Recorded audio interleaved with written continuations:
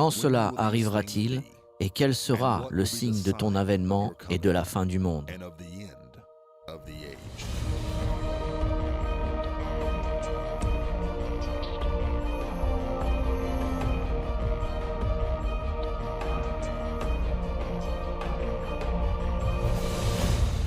Nous allons vous parler de ce que je pense être la prophétie la plus passionnante dans toute la Bible.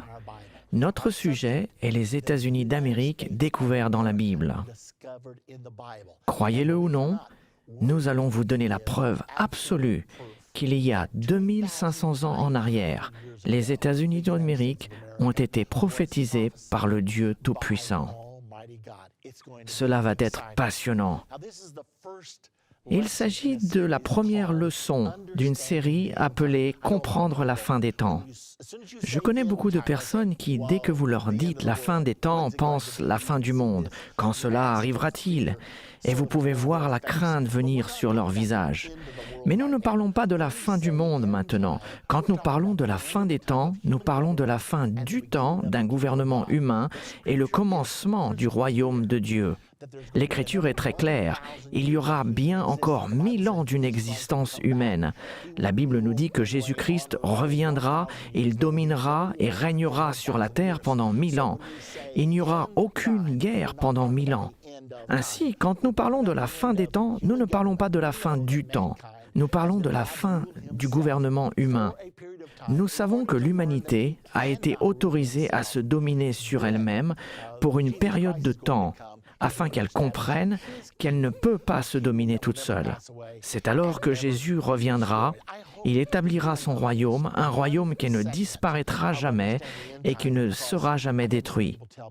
J'espère que vous ne manquerez aucune partie de la série « Comprendre la fin des temps », car j'ai eu beaucoup de personnes qui m'ont dit que cela avait changé leur vie. Nous voulons maintenant regarder dans l'Écriture. Daniel, chapitre 12 et verset 9 est l'une de mes écritures préférées. Maintenant, Daniel est l'un des 2 livres prophétiques les plus célèbres de toute la Bible. Vous avez le livre de l'Apocalypse et vous avez le livre de Daniel. Daniel a écrit ce livre en entier. Nous le trouvons maintenant dans le dernier chapitre du livre de Daniel, priant pour comprendre ses propres écritures. Mais quand nous arrivons au verset 9 du chapitre 12, Dieu répond à sa prière. Maintenant, vous savez, quelquefois, Dieu ne répond pas à nos prières de la manière que nous voudrions. Il répond aux prières de la manière dont nous en avons besoin. Et parfois, quand Dieu nous dit « non », nous n'apprécions pas. Mais laissez-moi vous dire qu'un « non » est aussi bien qu'un « oui », car si quelque chose n'est pas bon pour moi, je veux que Dieu me dise « non ». Et bien sûr, j'aime toujours quand il me dit « oui ». Donc, Daniel priait pour comprendre ses propres écritures dans Daniel 12 au verset 9. Écoutez ce que Dieu dit à Daniel. « Va, Daniel, car ces paroles seront tenues secrètes et scellées jusqu'au temps de la fin. » Maintenant, pensez à ceci. C'était 550 ans avant Jésus-Christ. Et cependant, Dieu dit que personne ne comprendrait ces prophéties jusqu'au temps de la fin. Vous et moi, maintenant nous sommes dans ce temps de la fin. Ainsi nous comprendrons des choses qui n'ont jamais été comprises auparavant. Cela ne signifie pas que nous sommes plus intelligents que les personnes avant nous. Cela ne signifie pas non plus que nous sommes plus spirituels que les personnes avant nous. Cela signifie tout simplement que le Dieu Tout-Puissant, dans sa souveraineté, a dit « Je vais mettre la prophétie de la fin des temps entre les mains du peuple de la fin des temps. » Et je dois croire qu'il a pris cette décision parce qu'il désirait préparer un dernier grand réveil de la fin des temps. Une fois de plus, va, Daniel, car ces paroles seront tenues secrètes et scellées jusqu'au temps de la fin. Regardons maintenant la prophétie. Elle se trouve dans Daniel chapitre 7 au verset 1 à 3. Maintenant, souvenez-vous, notre sujet, c'est les États-Unis d'Amérique découverts dans la Bible. Commençons au premier verset. La première année de Belchazzar, roi de Babylone, Daniel eut un songe et des visions se présentèrent à son esprit pendant qu'il était sur sa couche. Ensuite, il écrivit le songe et raconta les principales choses. Daniel commença et dit « Je regardais pendant ma vision nocturne, et voici les 4 vents des cieux firent irruption sur la grande mer, et 4 grandes bêtes sortirent de la mer, différentes les unes des autres. » Maintenant, nous savons que la prophétie est écrite avec des symboles. Alors que signifient réellement ces symboles? Nous n'avons pas à les deviner. Tout d'abord, il a vu 4 bêtes.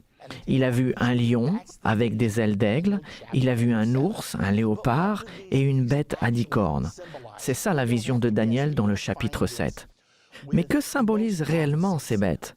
Nous n'avons toujours pas à deviner. Et vous trouvez ceci avec la plupart des prophéties. Elles sont écrites avec des symboles, mais vous n'avez pas besoin de les deviner aveuglément. Si vous continuez à lire le chapitre dans lequel la prophétie est donnée, presque sans exception, les symboles sont interprétés pour nous. Donc nous ne devinons pas et nous ne faisons pas recours à des interprétations personnelles, mais nous laissons la Bible nous dire ce que signifient ces symboles. C'est bien le cas avec cette prophétie merveilleuse dans le livre de Daniel au chapitre 7. Notez ce qu'il dit au verset 17. Ces 4 grandes bêtes, ce sont 4 rois qui s'élèveront de la terre. Maintenant, c'est facile. Il indique bien que les bêtes symbolisent des rois. Mais ce n'est pas tout ce qu'il dit, car si vous continuez jusqu'au verset 23, il continue en disant « La 4e bête, c'est un 4e royaume qui existera sur la terre, différente de tous les royaumes et qui dévorera toute la terre. » Ainsi, au verset 17, il est dit que les bêtes symbolisent des rois. Au verset 23, il est dit que les bêtes symbolisent des royaumes. Donc, qu'est-ce que cela nous indique? Ceci nous permet d'arriver à cette conclusion que chacune de ces bêtes symbolise un royaume ou une nation avec leur chef d'État. Et vous découvrirez que ceci reste conforme au travers de l'Ancien et du Nouveau Testament. Question numéro 2. Donc nous savons que ces bêtes sont des nations qui seront sur la terre à un moment donné. Nous savons que cette prophétie a été donnée il y a 2500 ans. Alors, elle est peut-être déjà accomplie, ou elle s'est peut-être accomplie il y a 1000 ans ou 1500 ans, ce qui est sans importance pour nous aujourd'hui. Ou bien, puisque nous savons qu'il y a encore 1000 ans à venir, elle sera peut-être accomplie dans 500 ans. Mais il y a toujours la possibilité que cette prophétie soit donnée pour maintenant et que ces nations dont Dieu nous parle existent peut-être sur terre actuellement. Donc pouvons-nous dire, d'après l'Écriture, quand est-ce que ces nations existeront? Regardons maintenant au verset 9. Daniel, versets 1 à 8, a décrit ces 4 bêtes. Le lion avec des ailes d'aigle, un ours, un léopard avec 4 têtes et une bête à 10 cornes. Puis au verset 9, il dit « Je regardais pendant que l'on plaçait des trônes, le trône de ces nations au royaume, je regardais pendant que l'on plaçait des trônes et l'ancien des jours s'assit. » Maintenant, ceci décrit tout simplement la transition du royaume d'un gouvernement humain vers le royaume de Dieu. La Bible enseigne à plusieurs reprises que quand Jésus-Christ viendra, il enlèvera tout gouvernement humain et établira un royaume qui ne disparaîtra jamais et qui ne sera jamais détruit. Alors il a vu toutes ces bêtes maintenant détrônées et Jésus-Christ couronné roi des rois et seigneur des seigneurs. Nous entrons dans le règne des 1000 ans de Jésus-Christ, ce qui est appelé dans l'Écriture le royaume de Dieu. Maintenant, plus loin, au verset 11, Daniel fait marche arrière. C'est comme s'il disait « Oh, j'ai oublié de vous dire quelque chose ». Dans le verset 11, Daniel dit « Je regardais alors, à cause des paroles arrogantes que prononçait la corne, et tandis que je regardais, la bête fut tuée et son corps fut détruit, livré au feu pour être brûlé. » Arrêtons-nous un moment ici, car il y a beaucoup à réfléchir. De quoi parlons-nous? Je regardais alors à cause des paroles arrogantes que prononçait la corne. Qu'est-ce que la corne? La dernière bête avait 10 cornes. Nous allons apprendre un peu plus loin dans la leçon qui sont réellement ces 10 cornes. Cependant, laissez-moi vous donner un aperçu. L'Écriture nous dit que les 10 cornes sont 10 rois qui formeront une fédération et que de ces 10 rois, un autre s'élèvera, déracinant 3 d'entre eux et deviendra très grand. Et cette corne deviendra l'Antichrist. Cette Écriture nous montre que les cornes sont des rois. Donc nous avons une bête, un royaume, mais 10 rois, apparemment en union. Puis un autre roi est venu après, déracinant 3 d'entre eux et qui devient grand. Et selon ce chapitre, cet homme finit par diriger le monde entier jusqu'à la venue de Jésus. D'après d'autres Écritures, nous savons que l'Antichrist régnera régnera sur le monde entier jusqu'à la venue de Jésus-Christ. C'est donc une prophétie au sujet de l'Antichrist. Je regardais alors, à cause des paroles arrogantes que prononçait la corne, et tandis que je regardais, l'animal fut tué. Il y a plusieurs termes utilisés pour ce dictateur du dernier jour appelé l'Antichrist. Il est appelé dans l'Écriture l'homme du péché, le fils de la perdition, il est appelé le malin, il est appelé la corne, il est appelé le plus souvent la bête, et il est également appelé l'Antichrist. Ce sont tous ces termes synonymes pour ce dirigeant mondial du dernier jour qui régnera sur ce monde. Ainsi, Daniel a dit « Je regardais alors, à cause des paroles arrogantes que prononçait la corne, c'est de l'Antichrist qu'il parle, et tandis que je regardais l'Antichrist, la bête fut tuée et son corps fut détruit, livré au feu pour être brûlé. L'Écriture nous enseigne que lorsque Jésus-Christ reviendra, l'Antichrist et son partenaire, le faux prophète, seront jetés dans le lac de feu à ce moment-là. Satan sera aussi lié pour 1000 ans et jeté dans le puits de l'abîme. Voilà de quoi nous parlons. Une autre image de cela se trouve dans Apocalypse chapitre 19 au verset 20, où nous pouvons voir une nouvelle version de ce cas. Il est dit ici « Et la bête fut prise, l'Antichrist, et avec elle le faux prophète, son partenaire.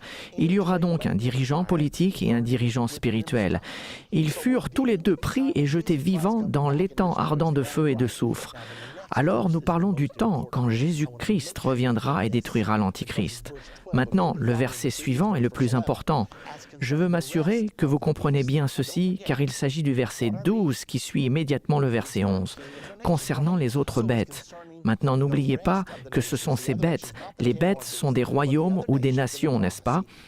Alors il s'agit d'une autre nation, et non la bête à 10 cornes, mais les autres nations dans la prophétie qui sont symbolisées avec les autres bêtes.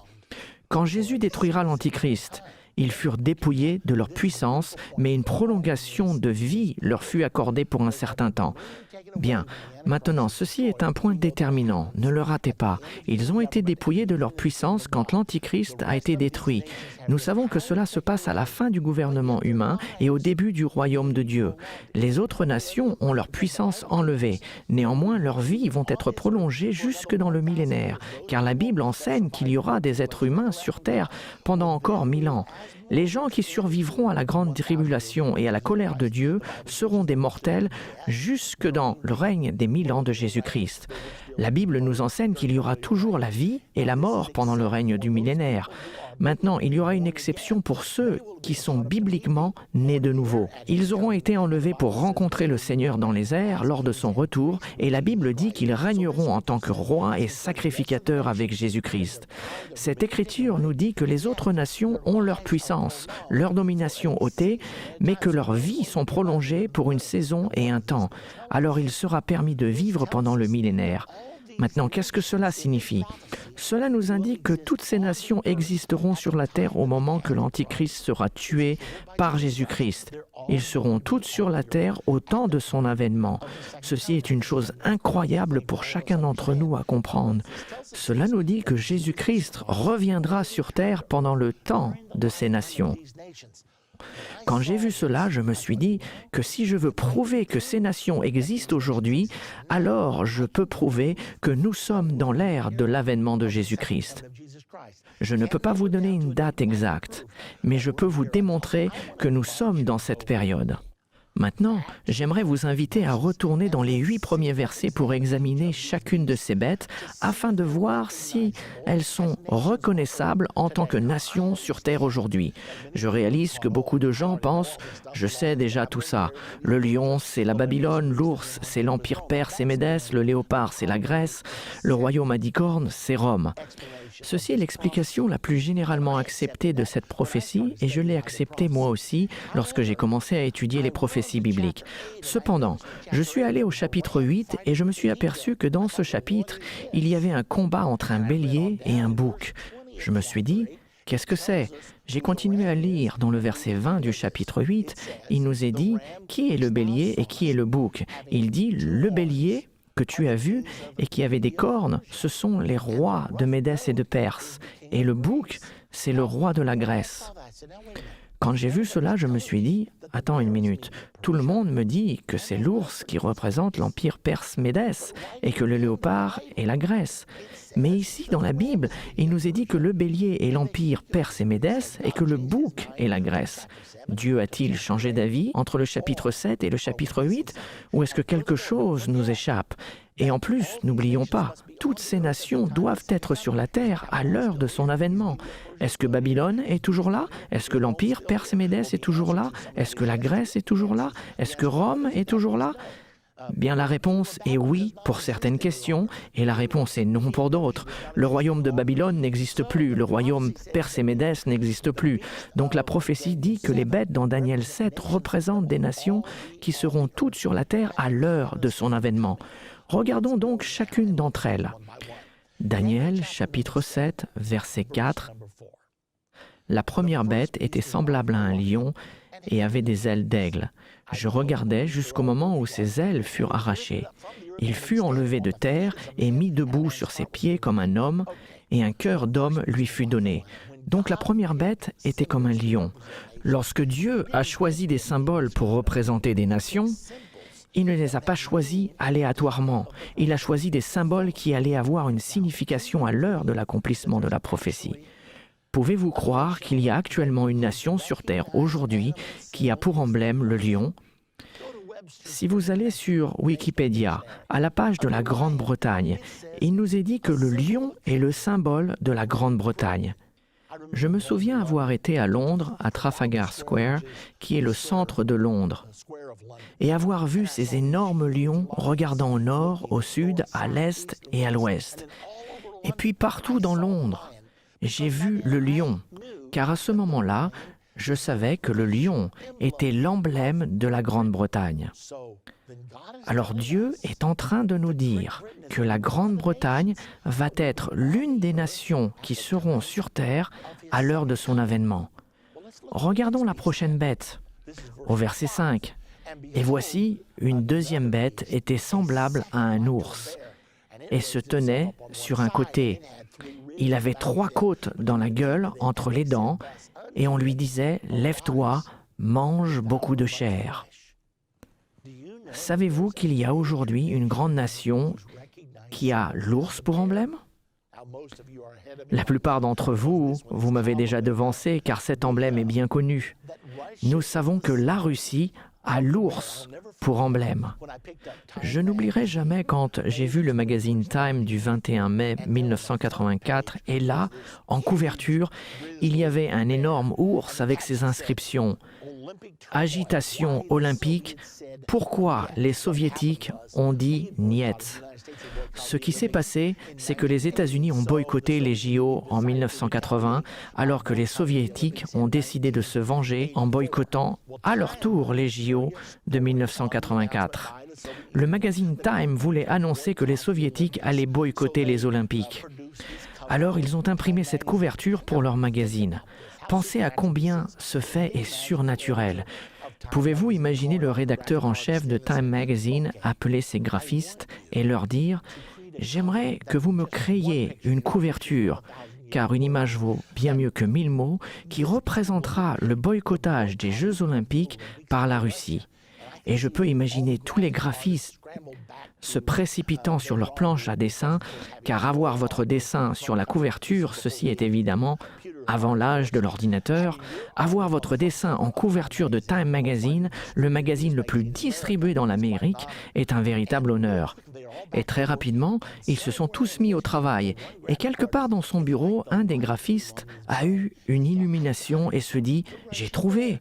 L'ours russe, je mettrai l'ours mordant et cassant en deux les anneaux olympiques. Et il s'est dit, je sais que j'ai trouvé.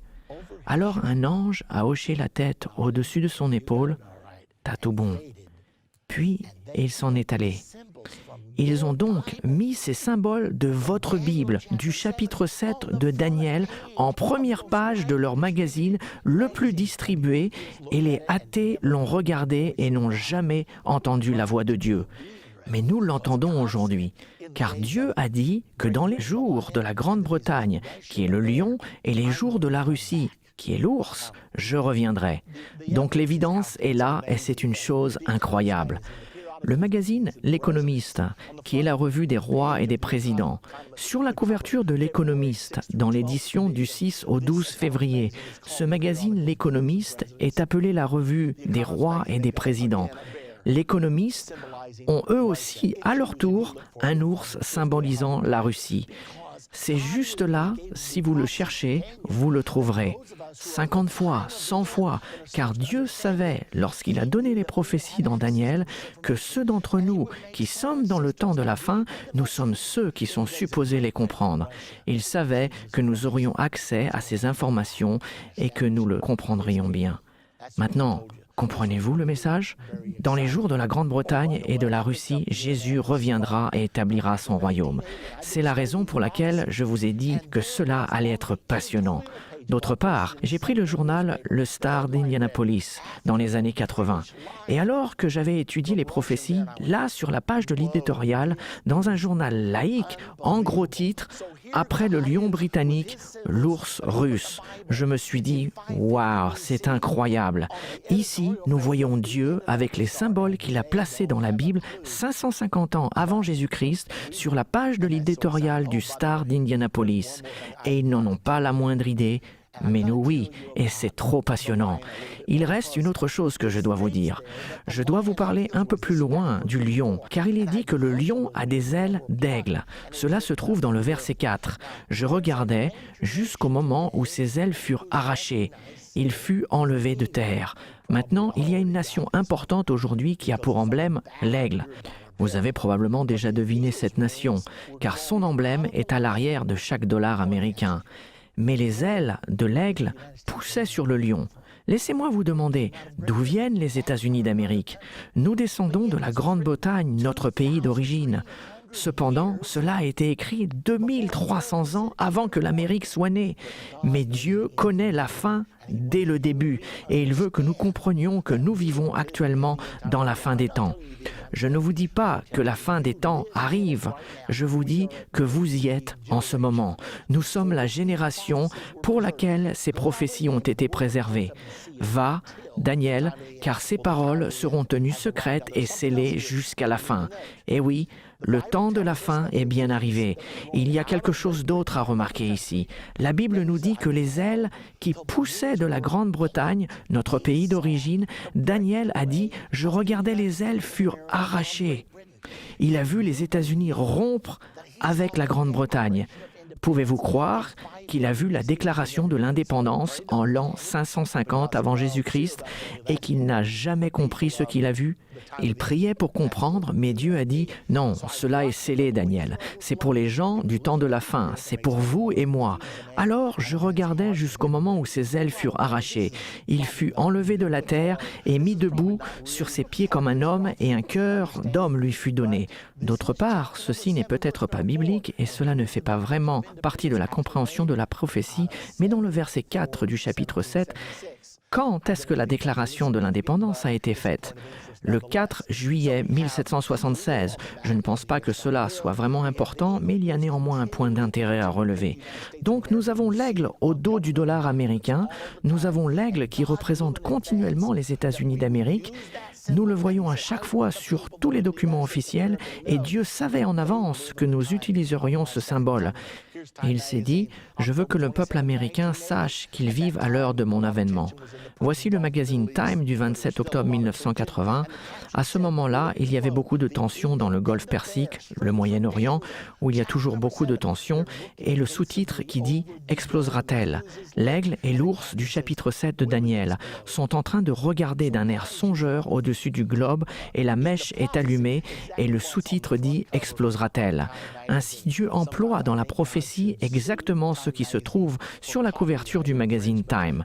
Parfois, je pense que Dieu devrait faire un procès au magazine Time pour violation des droits d'auteur, car ils utilisent les symboles venant tout droit de la Bible. Pourquoi? Pour que vous et moi, nous comprenions. Aussi, la Bible nous dit que quand les ailes furent arrachées et mis debout sur ses pieds comme un homme et un cœur d'homme lui fut donné, nous avons un autre symbole.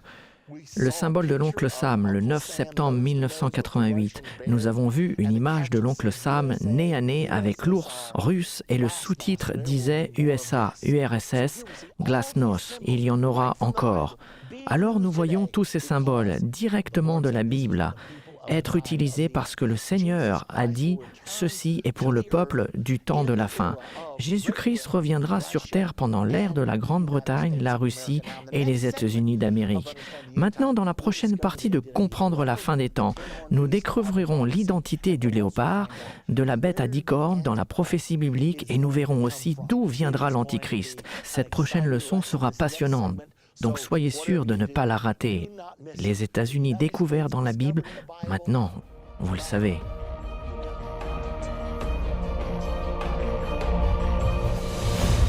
Dans cette deuxième partie de notre série Comprendre la fin des temps, nous allons apprendre davantage au sujet des bêtes dans le livre de Daniel au chapitre 7. Dans la partie précédente, nous avons appris qu'une bête représente toujours un royaume ou une nation avec son chef d'État. Nous avons également appris que les nations dans Daniel 7 seront toutes sur la terre à l'heure de l'avènement de Jésus-Christ. Vous pouvez voir cela dans le contexte de cette prophétie en particulier. Nous avons expliqué dans notre dernière partie que le lion symbolise la Grande-Bretagne et c'est le symbole de la Grande-Bretagne aujourd'hui. L'ours, c'est l'ours russe.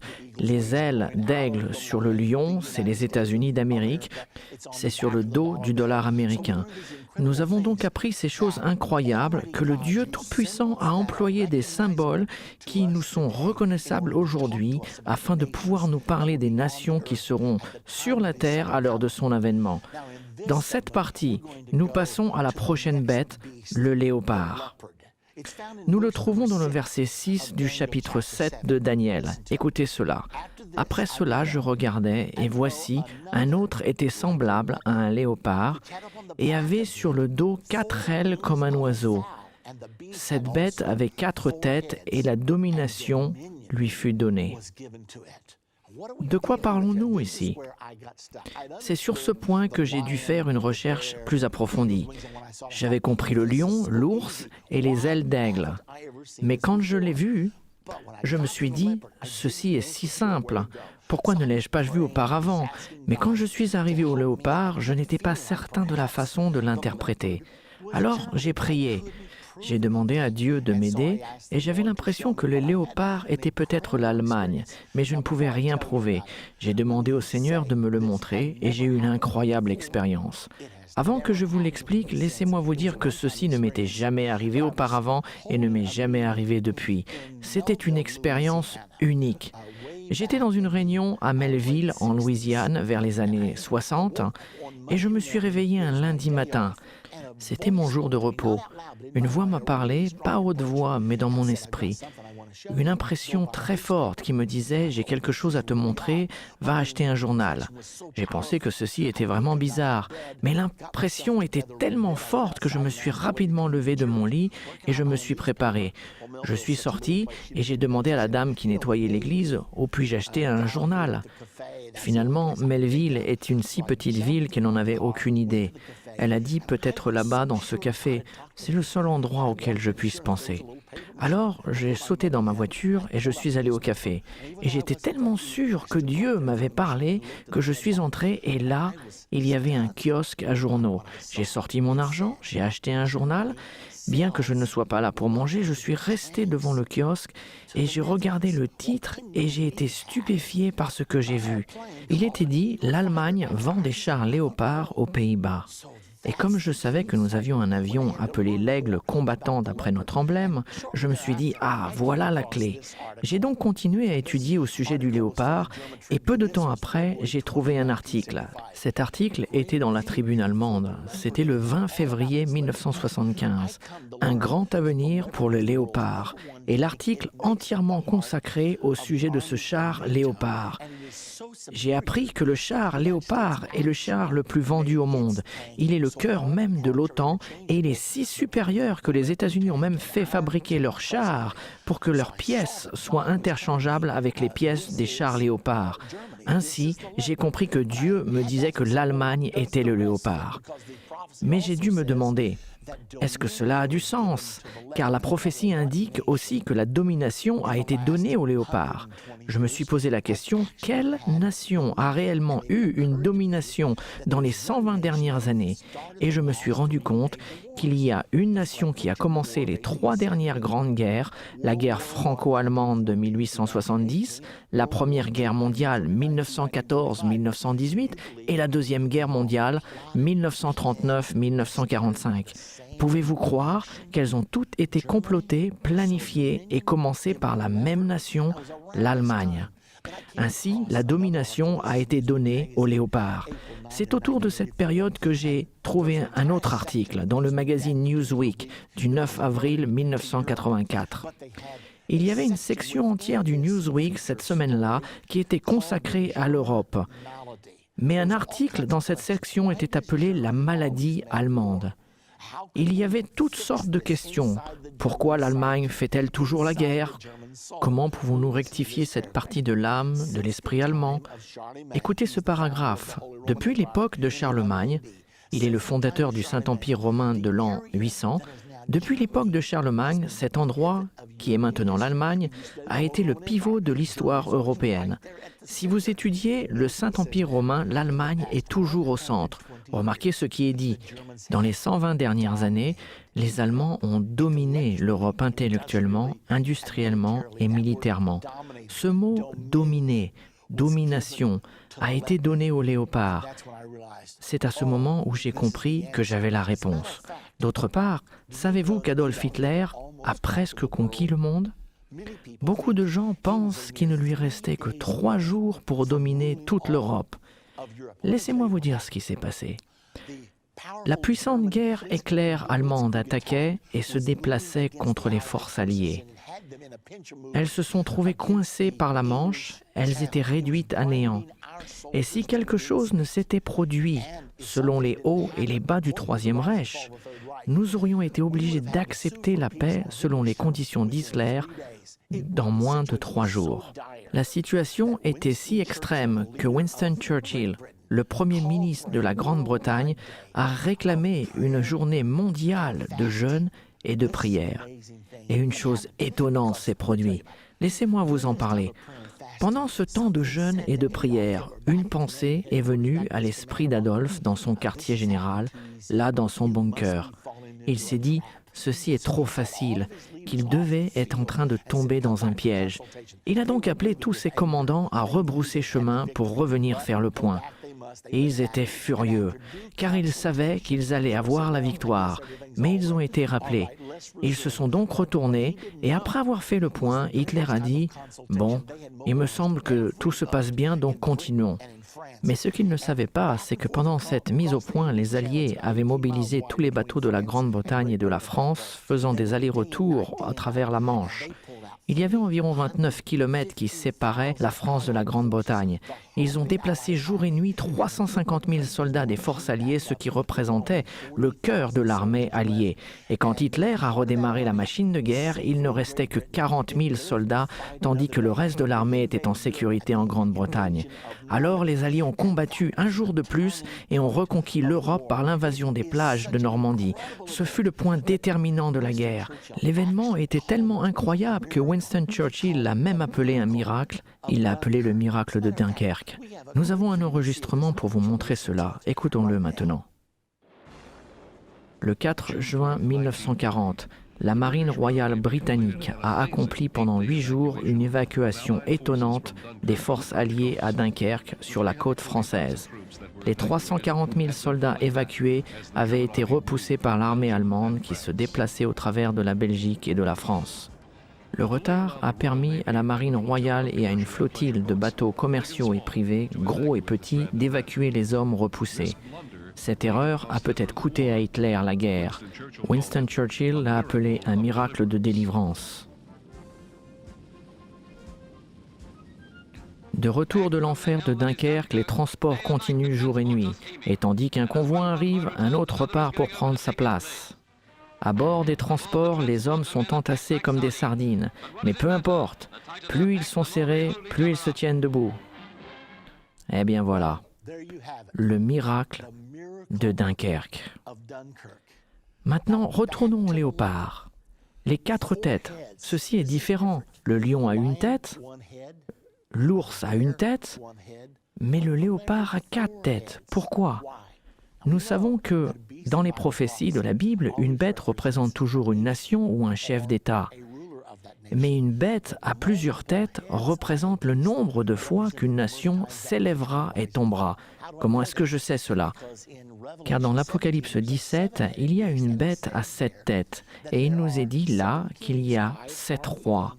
5 sont tombés, un existe et l'autre n'est pas encore venu. Maintenant, comment cela s'applique-t-il à l'Allemagne? Vous savez probablement qu'il y a eu le premier Reich. Le mot Reich signifie royaume. Le deuxième Reich, le célèbre troisième Reich d'Hitler et le quatrième Reich qui se lève en ce moment. Il y a un livre actuellement écrit par un Américain appelé le quatrième et plus riche Reich. Comment les Allemands ont conquis le monde d'après-guerre. Alors, le léopard a la domination. Le char léopard est le char officiel de l'Allemagne. Il a 4 têtes. Et effectivement, il y a encore une autre chose à dire au sujet du léopard. Il nous est dit que sur le dos du léopard étaient 4 ailes d'oiseau. Ceci m'a laissé perplexe pendant des années. Qu'est-ce que cela signifie? Y a-t-il même une signification? J'ai pensé sûrement, car les ailes de l'aigle sur le lion signifiaient quelque chose, donc qu'en est-il des ailes d'oiseau sur le léopard? J'ai trouvé une information qui m'a absolument stupéfié. J'ai découvert qu'il y a une autre nation en Europe dont l'emblème officiel est une volaille, un coq. La nation dont l'emblème officiel est le coq, c'est la France. Avez-vous déjà entendu parler de l'alliance franco-allemande? Vous pouvez la regarder, vous pouvez l'étudier, car depuis la Deuxième Guerre mondiale, la France et l'Allemagne ont travaillé ensemble pour reconstruire l'Europe. Et ensemble, ils ont construit une puissance mondiale que l'on appelle aujourd'hui l'Union européenne. Donc ceci ne nous montre pas seulement le léopard allemand, mais l'alliance franco-allemande, le coq avec le léopard. Ces symboles, utilisés 550 ans avant Jésus-Christ, ne pouvaient être compris qu'à l'émergence de l'alliance franco-allemande après la Deuxième Guerre mondiale. Les prophéties de la Bible sont absolument incroyables. C'est tout ce que nous pouvons dire à leur sujet. Maintenant, regardons la dernière bête. C'est peut-être la plus importante, car dans le verset 7, nous apprenons « Voici, il y avait une 4e bête, terrible, épouvantable et extraordinairement forte. Elle avait de grandes dents de fer, elle mangeait, brisait et elle foulait aux pieds ce qui restait. Elle était différente de toutes les autres bêtes précédentes et elle avait 10 cornes. » Cette bête, Daniel n'a jamais réussi à la décrire. Il ne pouvait pas dire qu'elle était comme un léopard, un lion, un ours ou même un hippopotame. Il ne pouvait rien dire. Il a dit, cette bête, je ne peux pas dire à quoi elle ressemble, mais je peux dire que ses 10 cornes sont prédominantes. Nous devons donc nous poser la question, que signifient ces 10 cornes?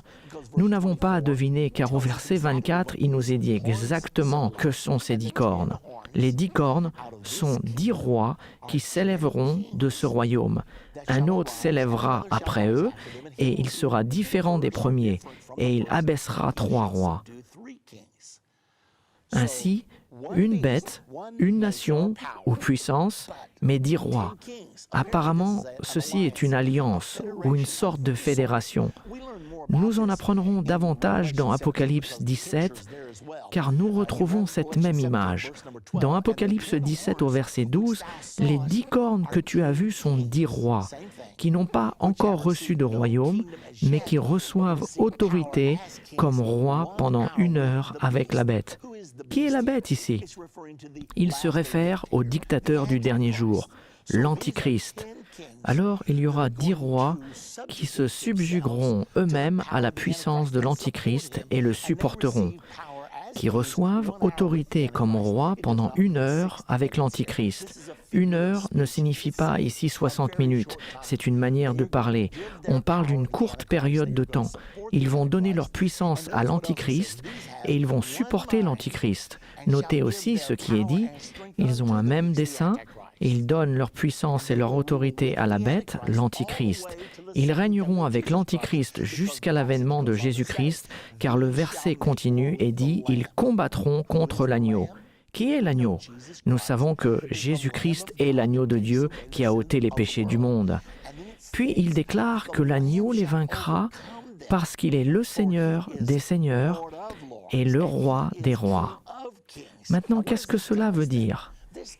Il nous dit que l'Antichrist, avec ses 10 rois, régnera jusqu'au temps de son avènement.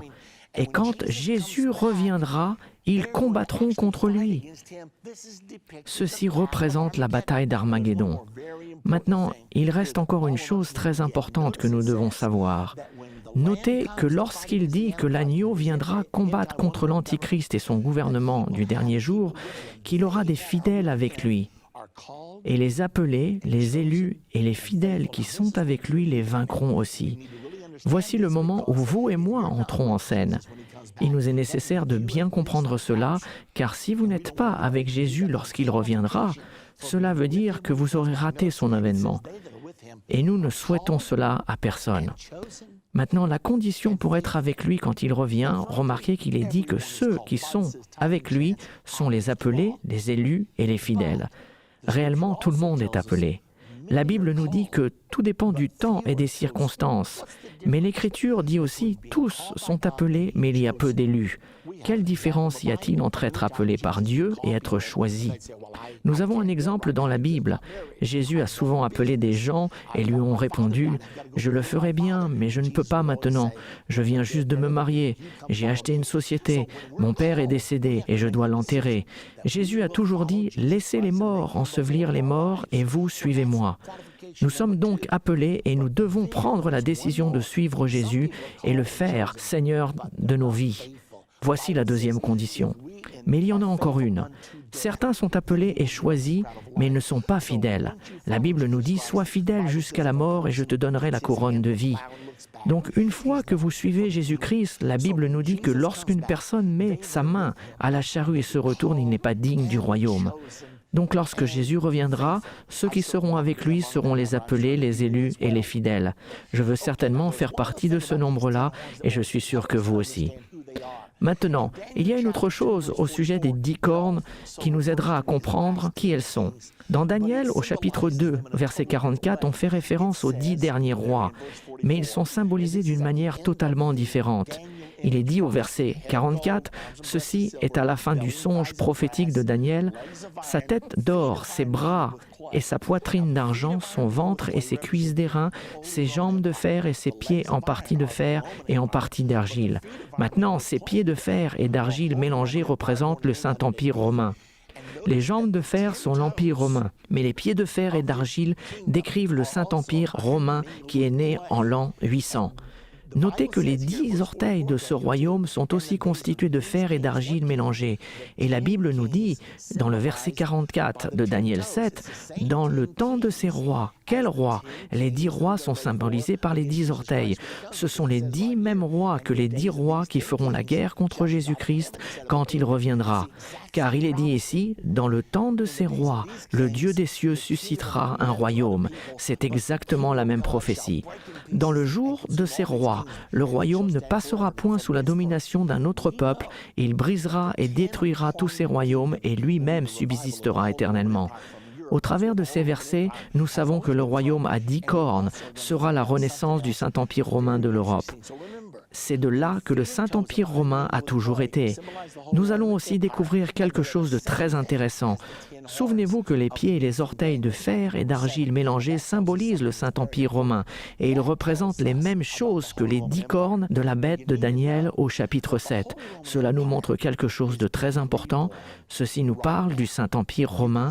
Il faut que vous sachiez que le Saint-Empire romain est en train de renaître actuellement. Vous pouvez voir ici la carte de l'Europe, car le Saint-Empire romain a toujours régné dans la région de l'Europe. L'Allemagne y est presque toujours au centre, la France est généralement impliquée, l'Italie y est toujours.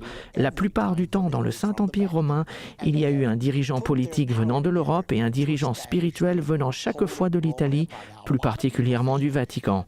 Et ils ont assemblé leur puissance pour établir le Saint-Empire romain. Maintenant, beaucoup de gens pensent que le Saint-Empire romain a cessé d'exister en 1806. Effectivement, cela est vrai, temporairement. Mais la Bible prophétise qu'il existera au temps de l'avènement et que les 10 orteils de fer et d'argile, les 10 cornes, vont être la base de la puissance de l'Antichrist.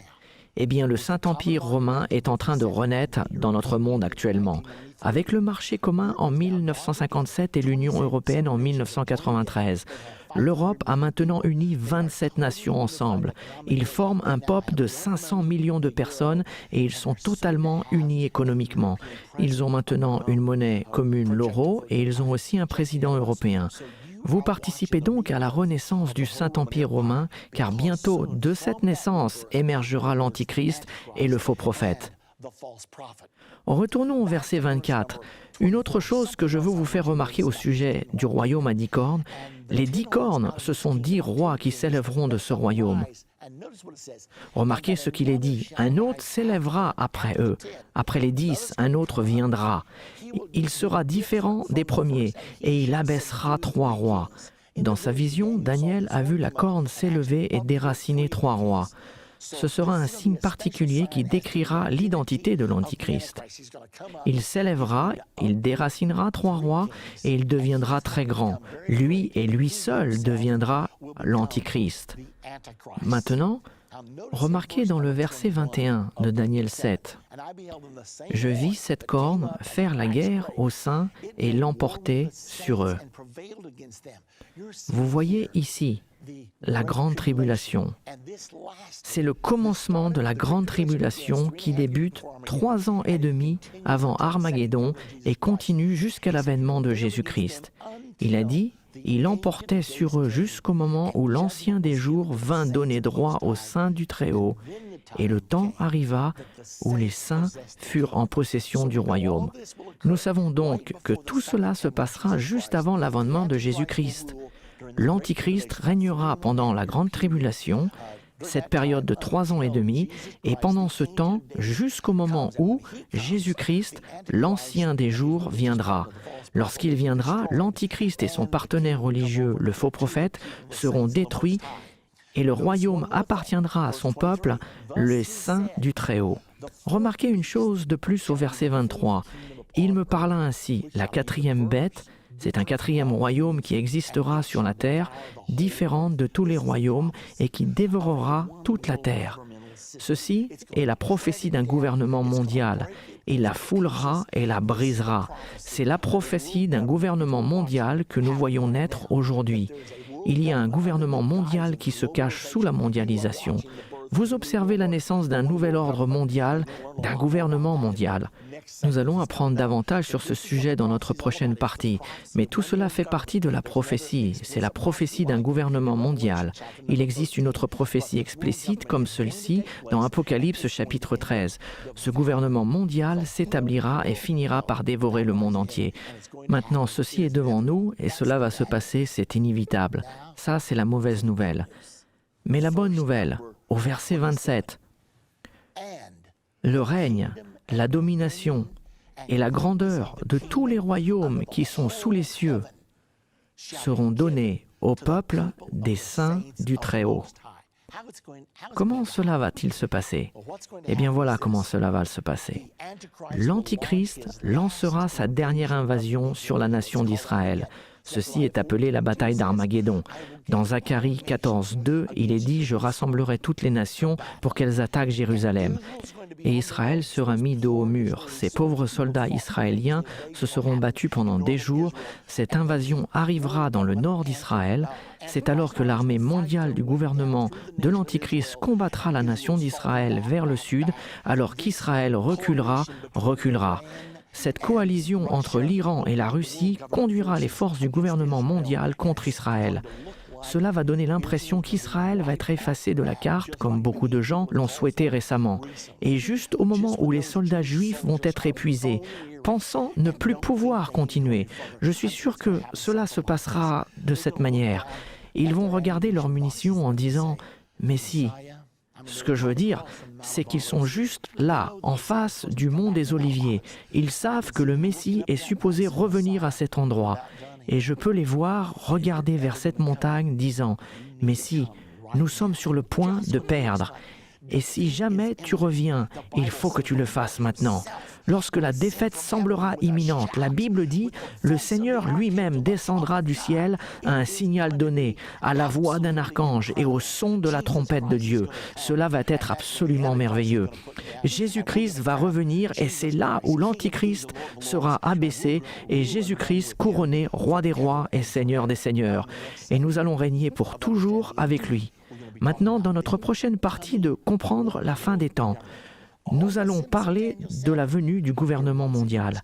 Tous les symboles de Daniel 7 apparaissent de nouveau dans l'Écriture. Dans le Nouveau Testament, écrit 700 ans plus tard dans le livre de l'Apocalypse, chapitre 13, nous retrouvons ces mêmes symboles utilisés différemment. Au lieu de 4 bêtes, nous n'en voyons plus qu'une. Qu'est-ce que cela signifie? C'est important parce que nous le vivons en ce moment et vous êtes sur le point de voir ces choses.